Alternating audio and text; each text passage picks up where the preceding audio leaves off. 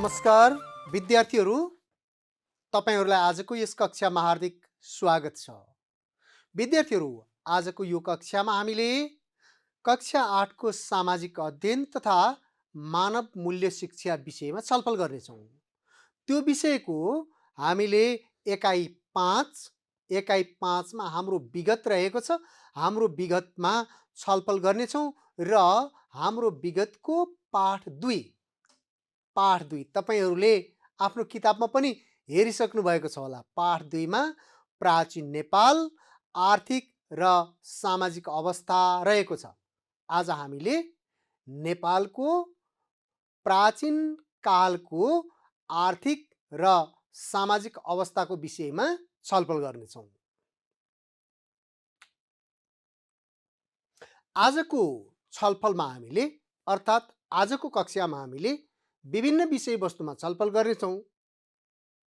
त्यस अन्तर्गत छलफल गर्ने विषयवस्तुहरू नेपालका पहिलाका शासक अर्थात् पहिला शासक पनि भनिन्छ, गोपालको शासन व्यवस्था, प्रथम र अन्तिम गोपाल राजाहरूको नाम पनि थाहा पाउनेछौँ। त्यसै गरेर गोपाल, महिषपाल तथा किराँतहरूको धार्मिक अवस्थाको चर्चा गर्नेछौँ। गोपाल, महिषपाल, किराँत सबैका प्रथम, अन्तिम र महत्त्वपूर्ण राजाहरू को थिए भनेर त्यो विषयमा पनि चर्चा गर्नेछौँ विद्यार्थीहरू। त्यसै गरी गोपाल, महिषपाल तथा किराँतहरूको सामाजिक अवस्था र पेसाको विषयमा पनि छलफल गर्नेछौँ। त्यस कालमा नेपालको सामाजिक अवस्था, गोपाल शासनकालको सामाजिक अवस्था, महिषपाल शासनकालको सामाजिक अवस्था, किराँत शासनकालको सामाजिक अवस्था अनि मानिसहरूका पेसा, धार्मिक अवस्थाको विषयमा पनि छलफल गर्नेछौँ र प्राचीन शासकहरूले गर्ने दैनिक क्रियाकलापहरूका विषयमा पनि छलफल गर्नेछौँ। त्यसैले तपाईहरु यो कक्षाभरि, यो समयभरि टेलिभिजन छाडेर अन्त नजानु होला र आफ्नो कापी, किताब, कलम पनि सँगसँगै राख्नु होला। आवश्यकता अनुसार किताबमा पनि हेर्नु होला र आवश्यक बुँदाहरूको टिपोट पनि गर्नु होला है त। हुन्छ? अब हामीले आजको कक्षाको थालनी गरौँ है। पहिला एउटा उत्तर भनौँ है त। सबभन्दा पहिला एउटा प्रश्न हेरौँ, त्यसपछि यसैबाट आजको कक्षाको थालनी गरौँ। हेर्नुस् त, नेपालको इतिहासका प्रमुख 3 कालहरू के हुन्?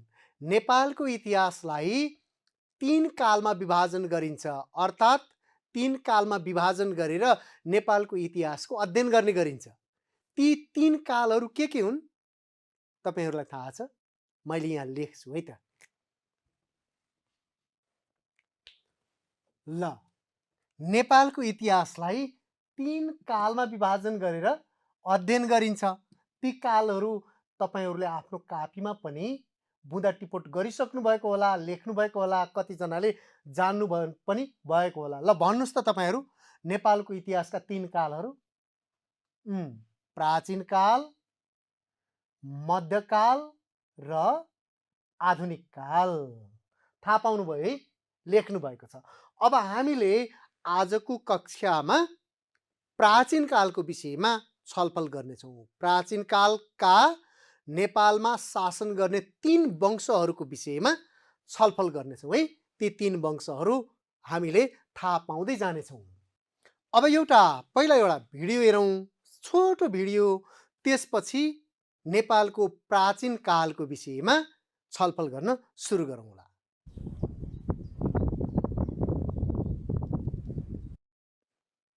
गाईहरूको भिडियो देखियो, गाईहरू चलेका देखिए। अब गाईहरू र नेपालको इतिहासको सम्बन्धको विषयमा हामीले छलफल गर्नेछौँ। यसैबाट हामीले आजको कक्षाको थालनी गर्नेछौँ है। केबाट गर्ने भयौँ? गाईको सानो भिडियो क्लिप हेऱ्यौँ र त्यसैबाट कक्षाको थालनी गर्यौँ। के रहेछ हेर्नुस् त। गो भनेको गाई र पाल अर्थात् पाल भनेको पालन गर्ने मानिस हो। गाई के रहेछ? गाई केसँग सम्बन्धित भयो? गोपाल अर्थात् गोपाल भनेको गाई पालन गर्ने मानिससँग सम्बन्धित भयो। मैले सुरुमै पनि भनेको थिएँ नि, गोपाल शासनकालको विषयमा छलफल गर्नेछौँ भनेर। हो, गोपाल भनेको के रहेछ? गाई पालन गर्ने मानिस। त्यसैले हामीले त्यहाँ गाईको भिडियो हेऱ्यौँ अनि यता गाईको तस्बिर पनि देखिराखेका छौँ। गाई पालन गर्ने मानिसहरू र उनीहरूको वंशलाई गोपाल भनिन्छ। नेपालमा गाई पालन गर्ने मानिसहरूले शासन गरेका थिए। ती गाई पाल्ने मानिसहरूको वंशलाई गोपाल भनेर भनिन्छ। अनि प्राचीन कालमा नेपालमा गोपाल वंशको शासन थियो। गोपालहरूले शासन गरेका थिए, अर्थात् ती गोपालहरूको प्रमुख पेसाको आधार, प्रमुख पेसा भनेको गाई पालन थियो। गाई पाल्ने प्रमुख पेसा भएका वंशले, त्यो वंशले नेपालमा शासन गरेको थियो। यसरी गाई पाल्नेहरूको वंश भएकोले गर्दा त्यसलाई गोपाल वंश भनेर भनियो। उनीहरूलाई नेपालका पहिला शासक, पहिला शासन गर्ने वंश भनेर पनि भनिएको पाइन्छ। नेपालमा गोपाल वंशका जम्मा 8 जना राजाहरूले शासन चलाएका थिए। सम्झिनुभयो नि, कतिजना रहेछन्? 8 जना। अनि अनुमान गर्नुहोस् त, गोपाल वंशका प्रथम राजा को होलान्? तपाईहरूले स्क्रिनमा पनि देखिसक्नु भएको छ। गोपाल वंशका प्रथम राजा भूमिगुप्त र अन्तिम राजा विष्णुगुप्त हुन्। यी यस्ता कुराहरूको ऐतिहासिक तथ्यहरू पाइएका छन्। इतिहासमा यही कुरा उल्लेख भएको पाइन्छ। भूमिगुप्त प्रथम राजा हुन् अनि विष्णुगुप्त अन्तिम राजा हुन् भनेर भनिएको छ। कुन वंशका? गोपाल वंशका। गोपाल वंशका 8 जना राजाहरू मध्येमा। अब हामीले गोपाल वंशकै, गोपालहरूकै कुराकानी गर्दैछौँ विद्यार्थीहरू। अनुमान गर्नुहोस् है त, प्रश्न हेरेर। गोपालहरू के कस्ता धार्मिक स्वभावका मानिस थिए? अनुमान गर्नुहोस् त, कस्तो थियो होला तिनीहरूको धार्मिक स्वभाव? ल, त्यो धार्मिक स्वभावको विषयमा चर्चा गर्नुभन्दा अगाडि हामीले केही तस्बिरहरू हेर्छौँ, त्यसपछि चर्चा गरौँला है त। तपाईहरूले यी तस्बिर हेरेर पनि अनुमान गर्न सक्नुहुन्छ।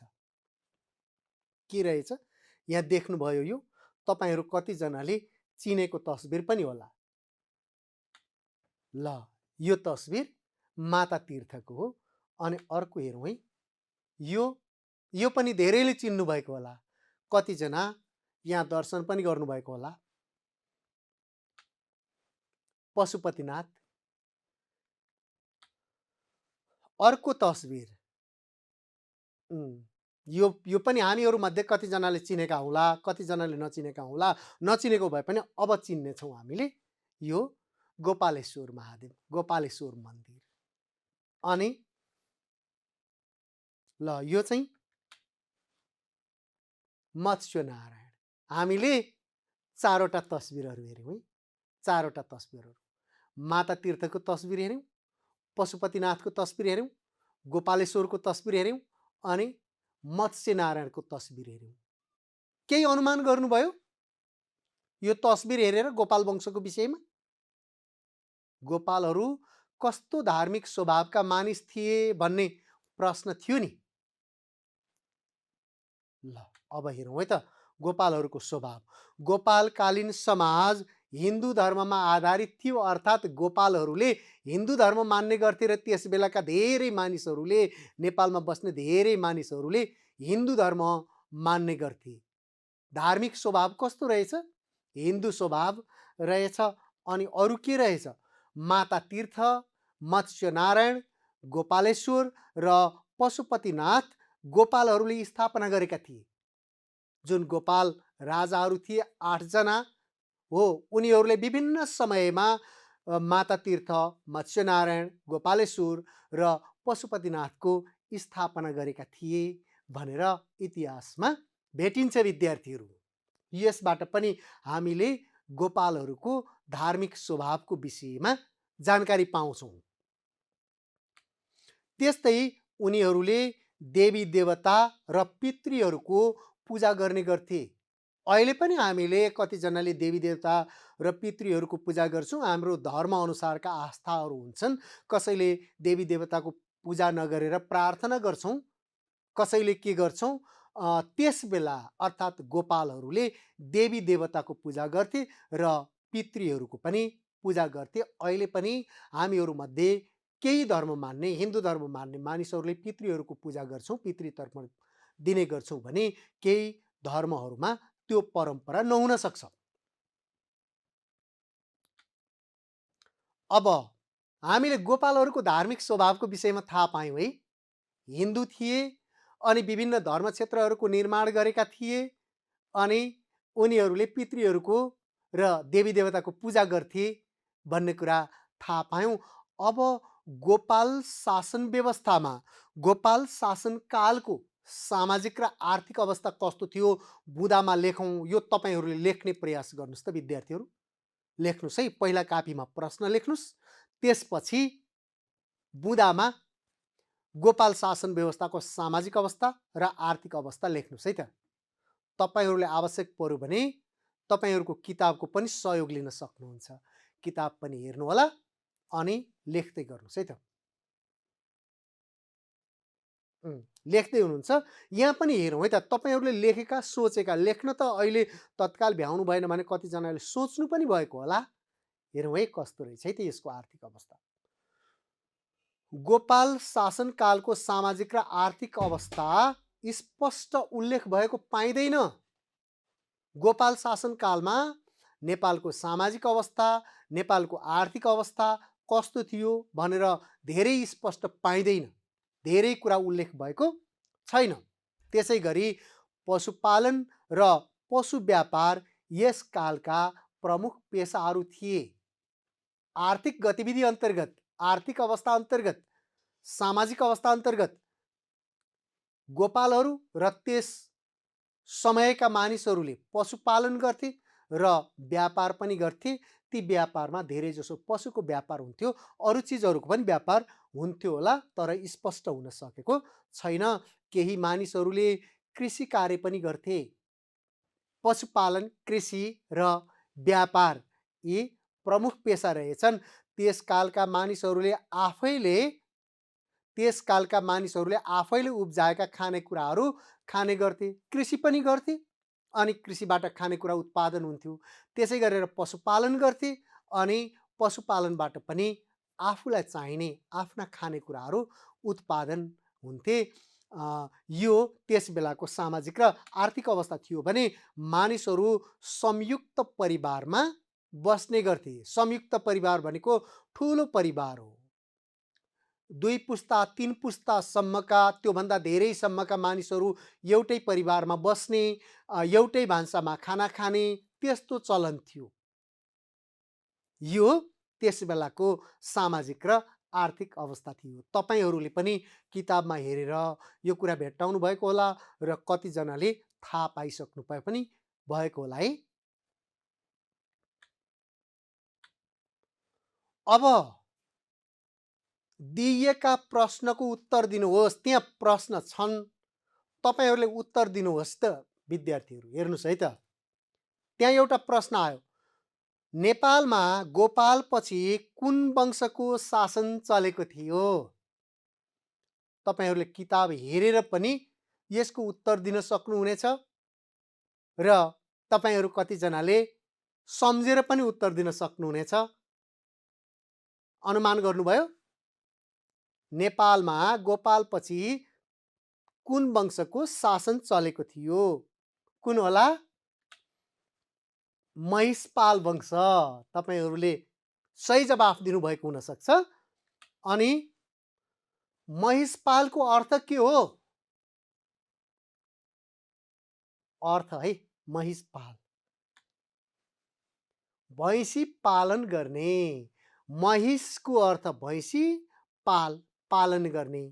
गोपालको अर्थ गाई पालन गर्ने भने जस्तै महिषपालको अर्थ भैँसी पालन गर्ने। अहिर तथा आभिर भनेर कुन वंशलाई चिनिन्छ? कुन वंशलाई चिनिन्छ होला? महिषपाल वंशलाई। ल, महिषपालहरूलाई महिषपाल पनि भनियो, अहिर पनि भनियो, आभिर पनि भनियो। सम्झिनु होला, महिषपाललाई 3टा नामले चिनिने रहेछ त्यो वंशलाई, महिषपाल, अहिर, आभिर। त्यस्तै नेपालमा महिषपाल वंशका जम्मा कतिजना राजाहरूले शासन गरेका थिए? कतिजनाले गरेका थिए होला? गोपाल वंशका 8 जनाले गरेका थिए भन्ने त हामीले छलफल गरिसक्यौँ। अब महिषपाल वंशका कतिजनाले गरे होलान्? 3 जनाले। को रहेछन्? बरसिंह, जयसिंह र भुवनसिंह गरेर 3 जना राजाहरूले शासन गरेका थिए भन्ने कुरा इतिहासमा पाइन्छ विद्यार्थीहरू।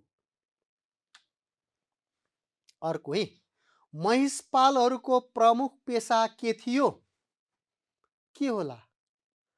महिषपालहरूको प्रमुख पेशा के थियो? के थियो होला? भैँसी पालन गर्ने। महिषपालको अर्थ नै भैँसी पालन गर्ने हो, त्यसैले महिषपालहरूको प्रमुख पेशा भैँसी पालन गर्ने थियो विद्यार्थीहरू।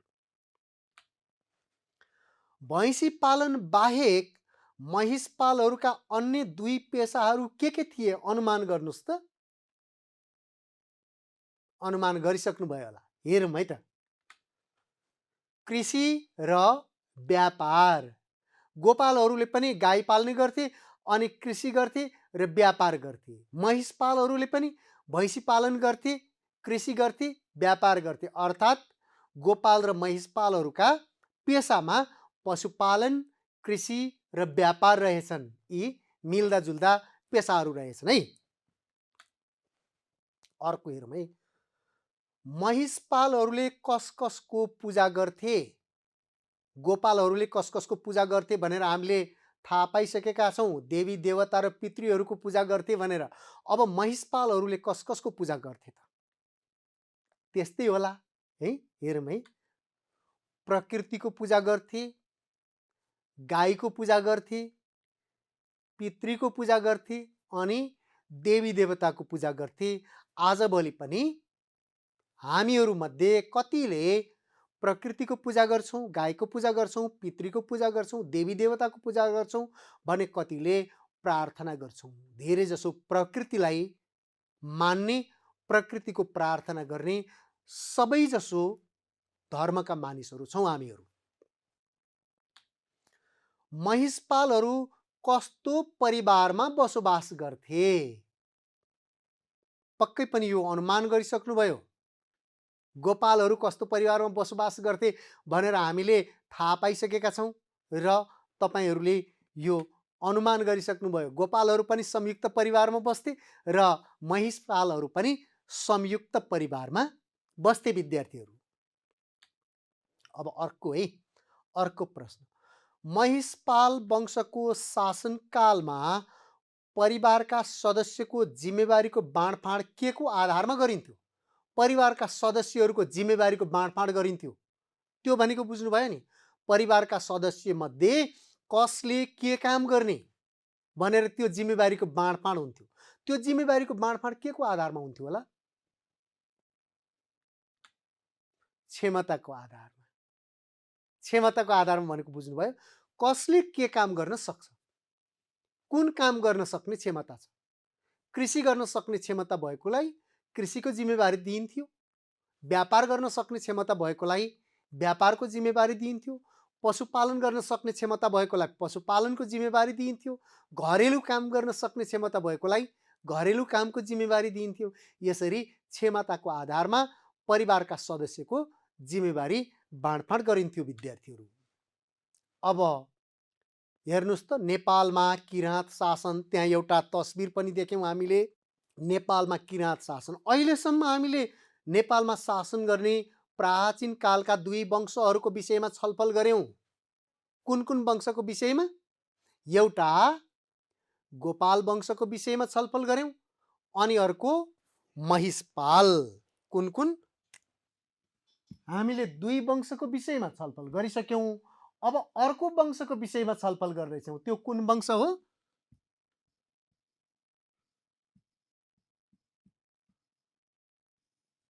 किराँत वंश। ल अब हामीले सुरु गरौँ है त। नेपालमा किराँत शासन। नेपालमा महिषपालपछि किराँतहरूले शासन गरेका थिए। अब यहाँ सम्झौँ है विद्यार्थीहरू, मैले यहाँ लेखेको पनि छु। गोपाल, गोपालपछि महिषपाल, त्यसपछि किराँत, यसरी 3 वंशको कुरा गरियो। पहिलो वंश गोपाल, दोस्रो वंश महिषपाल र तेस्रो वंश किराँत। पहिलो किराँती राजा यलम्बर थिए। त्यहाँ हामीले यलम्बरको तस्बिर पनि देख्यौँ। त्यस्तै गरेर त्यहाँ हेर्नुहोस् त, भगवान बुद्धको तस्बिर देखियो। 7औं किराँती राजा जितेदास्तीको पालामा भगवान बुद्ध नेपाल आएको अनुमान गरिन्छ। भगवान बुद्ध नेपाल आएर उपदेश दिएको, अनि यहाँ बौद्ध धर्मको प्रचार प्रसार गरेको, शान्तिका सन्देशहरू प्रचार गरेको अनुमान गरिन्छ। त्यति बेला 7औं किराँती राजा जितेदास्तीको शासन थियो।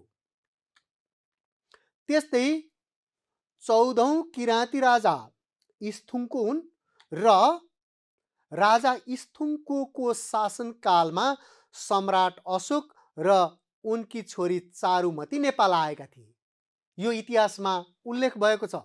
सम्राट अशोक नेपाल आए, सर्वप्रथम लुम्बिनी आए। लुम्बिनीमा आएर भगवान बुद्ध जन्मेको ठाउँमा अशोक स्तम्भ निर्माण गरे। त्यसपछि उनी नेपाल पनि आए। साथमा उनले आफ्नी छोरी चारुमतीलाई पनि ल्याएका थिए भन्ने कुरा नेपालको प्राचीनकालीन इतिहासमा भेटिन्छ। र चारुमतीको विवाह नेपालमै भएको थियो। नेपालका देवपाल, यहाँका राजकुमार देवपालसँग चारुमतीको विवाह भएको थियो। अनि अन्तिम किराँती राजा भने गास्ती थिए। यहाँ हेर्नुहोस् है त, पहिलो किराँती राजा को थिए? यलम्बर थिए। 7औं किराँती राजा जितेदास्ती थिए। 14औं किराँती राजा स्थुङ्को थिए। अनि अन्तिम किराँती राजा गास्ती थिए। किराँत वंशका 32 जना राजाले नेपालमा शासन गरेका थिए भन्ने अनुमान गरिन्छ र यो कुरा इतिहासमा भेटिन्छ विद्यार्थीहरू। अब किराँतकालीन सामाजिक अवस्था कस्तो थियो छोटकरीमा लेखौँ। तपाईहरू पनि लेख्ने प्रयास गर्नुहोस् है।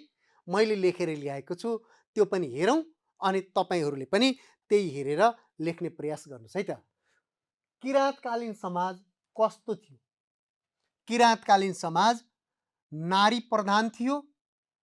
त्यसै गरी कृषि, व्यापार, यात्रा आदि नारीको सल्लाहमा पुरुषले गर्ने गर्थे। नारीहरूले सरसल्लाह दिन्थे, यसो गरौँ भनेर, अनि उनीहरूको सल्लाह अनुसार पुरुषहरूले काम गर्ने गर्थे भने संयुक्त परिवारको प्रचलन थियो। मानिसहरू गोपाल शासनकालमा पनि मानिसहरू संयुक्त परिवारमा बस्थे, अनि महिषपाल शासनकालमा पनि संयुक्त परिवारमा बस्थे, र किराँत शासनकालमा पनि संयुक्त परिवारमा बस्थे। मनोरञ्जन र भेटघाटका लागि चाडपर्व, मेला पर्व, नाचगान आदिको आयोजना गरिन्थ्यो। र किराँतहरू प्रकृति प्रेमी थिए। त्यसै गरेर हावापानी, पहाड, चट्टान, बोट बिरुवा, सूर्य चन्द्र, नदी, आगो आदिको पूजा गर्ने गर्थे। किराँतहरूले प्रकृतिका पुजारी थिए।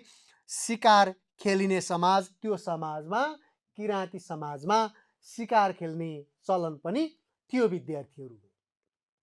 अब अर्को कुरा हेरौँ है त। किराँतकालको आर्थिक अवस्था झल्कने गरी संवाद लेखौँ। क्रियाकलाप 1 मा हेर्नुहोस् त। हाम्रो किताबको क्रियाकलाप नम्बर 1 मा के छ? किराँतकालको आर्थिक अवस्था झल्कने गरी। किराँतकालको सामाजिक अवस्थाको विषयमा त हामीले छलफल गर्यौँ। सामाजिक अवस्था कस्तो थियो भनेर फेरि पनि हेर्न सक्नुहुन्छ। सामाजिक अवस्था नारी प्रधान समाज थियो। कृषि, व्यापार, यात्रा आदि नारीको सल्लाहमा पुरुषले गर्ने गर्थे। त्यसै गरेर संयुक्त परिवारको प्रचलन थियो भन्ने कुरा हामीले सामाजिक अवस्थामा छलफल गर्यौँ भने अब हामीले किराँत कालको आर्थिक अवस्थाको विषयमा छलफल गर्छौँ, त्यो पनि संवादको माध्यमबाट।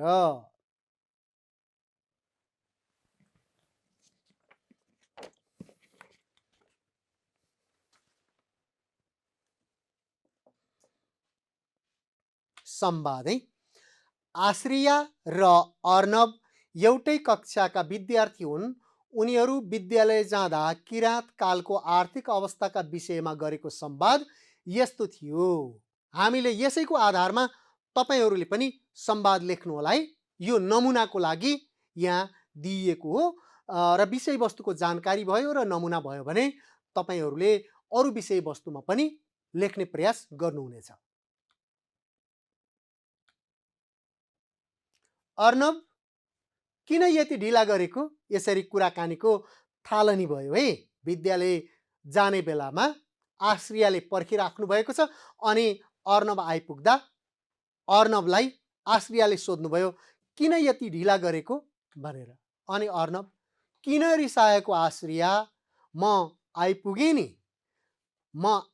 नि, किन रिसाएको भनेर अर्णवले भन्नुभयो। आज किराँत कालको विषयमा कुराकानी गर्दै जाने भनेको होइन, सायद अलि चाँडै जाउँला भन्ने भएको थियो होला। अर्णवले एकछिन ढिला गर्नुभयो होला, त्यसैले आश्रियाको चित्त बुझेन होला। अब किराँत कालको विषयमा कुराकानी के गर्नु हुँदो रहेछ उहाँहरूले। तिमीले किराँत कालको आर्थिक अवस्थाका विषयमा अध्ययन गर्यौ त? अघिल्लै दिन सल्लाह भएको थियो होला किराँत कालको आर्थिक अवस्थाका विषयमा दुवैजनाले पढेर आउने, खोज गरेर आउने, विभिन्न किताबहरू पढ्ने, कसैसँग सोधेर आउने र भोलि छलफल गर्ने है भन्ने सल्लाह भएको थियो होला। तपाईहरू पनि त्यस्तै गर्नु होला है विद्यार्थी भाइ बहिनीहरू। आश्रियाले के भन्नुहुन्छ है? गरे नि, अध्ययन गरे नि। किराँत कालको आर्थिक अवस्था राम्रो थियो, तर अन्य विषयमा धेरै जानकारी भने पाउन सकिएन। आर्थिक अवस्था त राम्रो थियो भन्ने त जानकारी भयो, तर के कारणले राम्रो जानकारी थियो भनेर धेरै जानकारी पाउन सकिएन। थोरै जानकारी पाएकी छु, त्यसैको आधारमा छलफल गरौँ भन्ने जस्तो आशयको कुराकानी आश्रियाले गर्नुभयो। अब के रहेछ है त, यस कालको आर्थिक अवस्थाका विषयमा धेरै जानकारी पाइँदैन। किराँत कालको आर्थिक अवस्था कस्तो थियो भनेर धेरै जानकारी नै पाइँदैन भनेर अर्णवले भन्दै हुनुहुन्छ। धेरै जानकारी पाइँदैन, जति जानकारी छ हामीले जति जानकारी पायौँ त्यतिको विषयमा छलफल गरौँ भन्नुभयो। दुईजनाले छलफल गर्दा एकजनाले प्राप्त गरेको जानकारी अर्कोजनालाई थाहा नहुन सक्छ, त्यसैले जानकारीको आदान प्रदान हुन्छ। आदान प्रदान भइसकेपछि धेरै कुरा थाहा पाउन सकिन्छ। ल, हो नि, किराँतहरूले पशुपालन र कृषि कार्य गर्थे। धेरै जानकारी त पाइँदैन, तर किराँतहरूको आर्थिक अवस्थाको विषयमा जानकारी खोज्दा पशुपालन गर्थे अनि कृषि कार्य गर्थे। यो कसले भन्नुभयो? आश्रियाले भन्नुभयो। अनि विद्यार्थीहरू एकचोटि फेरि हामीले सम्झौँ न पहिलाको कुराकानी।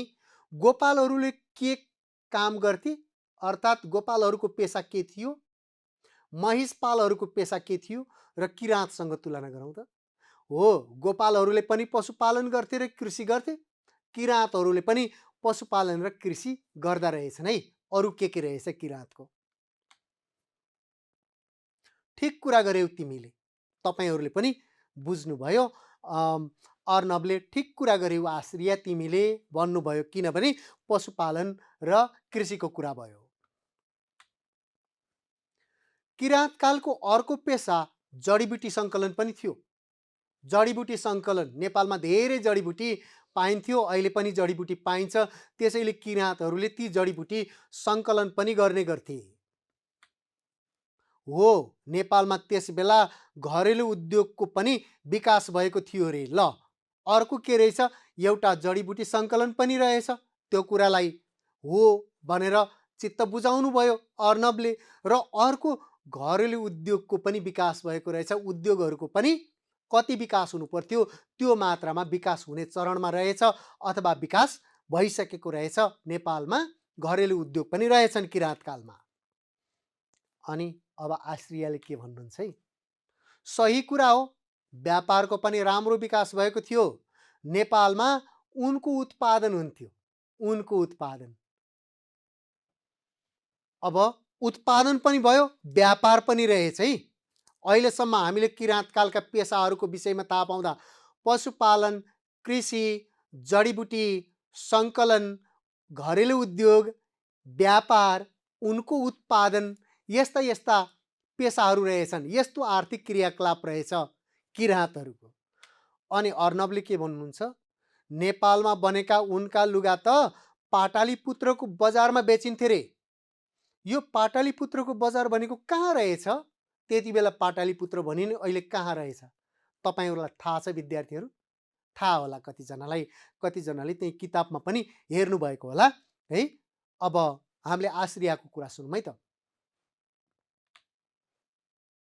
आश्रियालाई थाहा रहेछ, ऊ पाटलिपुत्र अहिले भारतमा पर्छ, त्यसलाई अहिले पटना भनिन्छ। हेर्नुहोस् त, नेपालमा उत्पादन भएका सामानहरू, विभिन्न सामानहरू, उनका सामानहरू भारतको अहिलेको भारतको पटना, त्यति बेला पाटलिपुत्र भन्ने बजारसम्म लगेर व्यापार गरिँदो रहेछ। किराँतकालमा नेपालबाट धेरै चिजको व्यापार हुने रहेछ नि, होइन? के हुने रहेछ है त? उनका राडीपाखी, जडीबुटी, कस्तुरी आदिको व्यापार हुन्थ्यो। ल, आश्रियाले जवाफ दिनुभयो, आश्रियाले भन्नुभयो, उहाँले अध्ययन गरेको आधारमा उनका राडीपाखी, जडीबुटी, कस्तुरी यस्ता चिजहरूको व्यापार हुन्थ्यो रे। अरू चिज पनि हुन्थ्यो कि? हेरौँ र थाहा पाऊँ है त। तिमीले ठिक भन्यौ, चिराइतो, चिराइतो, रक्तचन्दन, ती जडीबुटीहरू हुन् चिराइतो र रक्तचन्दन भनेका विद्यार्थीहरू। चिराइतो, रक्तचन्दन अनि दुम्सीको काँडाको पनि व्यापार हुन्थ्यो रे। ल हेर्नुहोस् त के व्यापार हुँदो रहेछ त्यति बेला। नेपालले अन्य मुलुकमा अथवा पाटलिपुत्रसम्म लगेर के बेच्दो रहेछ? राडीपाखी, जडीबुटी, कस्तुरी, चिराइतो, रक्तचन्दन, दुम्सीको काँडा यस्ता चिजहरूको व्यापार गरेको रहेछ। ए, हामी त कुरा गर्दा गर्दै स्कुल पनि आइपुगेछौँ नि अर्नव। ल, उहाँहरू कुरा गर्दै गर्दै स्कुल पुग्नु भएछ। तपाईँहरू पनि विद्यार्थीहरू समय मिलेमा कुरा गर्दै गर्दै विद्यालय जानु होला। अनि विद्यालयबाट फर्किँदा पनि साथीहरू यस्तै कुरा गर्दै गर्दै फर्किनु होला है त। अनि के भन्नुहुन्छ है अर्नवले, अब कापी किताब राखेर प्रार्थनामा जाउँ, भरे फर्कने बेलामा अर्को विषयमा छलफल गरौँला है आश्रिया भनेर उहाँहरू मलाई लाग्छ कक्षाभित्र पसेर कापी किताब राख्नुभयो, त्यसपछि प्रार्थनामा जानुभयो। ल विद्यार्थीहरू, हामीले यति कुराकानी गऱ्यौँ, सम्झिनु भएको छ आजको कक्षामा हामीले के विषयमा के कुराकानी गरौँ सम्झिनु भएको छ? पक्कै सम्झिनु भएको छ। प्राचीन कालका 3 वंश, प्राचीन शासनका 3 वंशको विषयमा छलफल गऱ्यौँ। प्राचीन नेपालका पहिला शासक गोपालहरू हुन् अनि गोपालको शासन व्यवस्था प्रथम र अन्तिम गोपाल राजा को हुन् भनेर थाहा पायौँ। त्यसै गरी महिषपालको विषयमा थाहा पायौँ। अनि महिषपालका त्यसै गरी किराँतका त धेरै राजाहरूको नाम थाहा पायौँ। प्रथम राजा, 7औं राजा, 14औं राजा अनि अन्तिम राजा गास्ती। यसरी हामीले किराँतका 4जना राजाको विषयमा थाहा पायौँ भने गोपाल र महिषपाल वंशका राजाहरूको विषयमा पनि जानकारी पायौँ। अनि त्यसै गरेर गोपाल, महिषपाल तथा किराँतहरूको सामाजिक अवस्था र पेसाको विषयमा पनि थाहा पायौँ। धेरैजसो ती तीनै कालमा गोपाल, महिषपाल र किराँतहरूले पशुपालन, कृषि, व्यापार गर्दा रहेछन् मुख्य गरी। तर किराँत कालमा अरू पेसाहरूको पनि विकास भएको थियो भन्ने कुरा हामीले अध्ययन गऱ्यौँ, थाहा पायौँ। त्यसै गरेर हामीले किराँत कालको आर्थिक व्यवस्थाको विषयमा एउटा संवाद पनि सुन्यौँ। त्यो हाम्रो क्रियाकलापमा आधारित थियो भने प्राचीन शासकहरूले गर्ने दैनिक क्रियाकलापहरू, उनीहरूको धार्मिक अवस्था, सामाजिक अवस्थाका विषयमा पनि आजको कक्षामा छलफल गऱ्यौँ। ल त विद्यार्थीहरू, यो सँगसँगै हामी आजको कक्षाको अन्त्य गर्छौँ। त्योभन्दा पहिला तपाईँहरूको लागि एउटा प्रश्न छ है। हेर्नुहोस् त, स्क्रिनमा हेरेर प्रश्न लेख्नुहोस् है। किराँतकालीन समाज र अहिलेको समाजमा के कस्ता समानता रहेका छन्, छोटकरीमा लेख्नुहोस्। यो प्रश्नको उत्तर लेख्नुहोला। त्यसपछि तपाईँले शिक्षक वा दाजु दिदीहरूसँग छलफल गर्नुहोला, देखाउनुहोला, जान्ने मानिसहरूसँग छलफल गर्नुहोला, साथीहरूसँग पनि छलफल गर्नुहोला है त। हस् त, यो सँगसँगै आजको कक्षा यही अन्त्य गरौँ। नमस्ते।